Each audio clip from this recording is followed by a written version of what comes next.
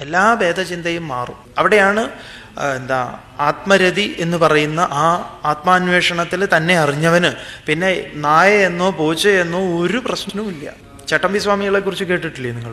തിരുവനന്തപുരത്തൊക്കെ പണ്ട് കാലത്ത് എല്ലാ വീടുകളിലും ഒരു നല്ല അലക്കി തേച്ച മുണ്ട് വെക്കും. എപ്പോഴാണ് സ്വാമികൾ കയറി വരുന്നത് എന്നറിയില്ല. അപ്പൊ സ്വാമികൾ എപ്പോൾ വേണമെങ്കിലും വരാം. അപ്പൊ കൊടുക്കാൻ വേണ്ടിയിട്ടാ. ഭക്ഷണമൊക്കെ ഉണ്ടാവും.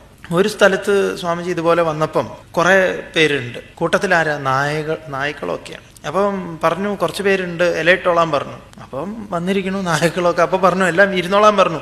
സ്വാമി പറഞ്ഞ എല്ലാവരും കേൾക്കും ഇരുന്നോളാൻ. അപ്പൊ വിളമ്പുന്നവർക്ക് തന്നെ വലിയ അത്ഭുതം. പേടിക്കൊന്നും വേണ്ട, അത് നമ്മുടെ പഴയ ആർ ടി ഓഫീസിലെ ശ്രീധരനാണ്. അത് ഏത് പണ്ടത്തെ ആളാണ്. ഇങ്ങനെ ഓരോരുത്തരുടെ പേര് പറഞ്ഞിട്ട് പറയാം, ഇന്ന ആൾക്കാരാണ് ഇവരൊക്കെ, വിഷമിക്കൊന്നും വേണ്ട, വിളമ്പിക്കോളാൻ പറഞ്ഞു. അറിവിലേക്ക് ഉണർന്നു കഴിഞ്ഞാൽ പിന്നെ യാതൊരു ഭേദവുമില്ല എന്ന് പറയാം. ഒരു ഭേദവുമില്ല.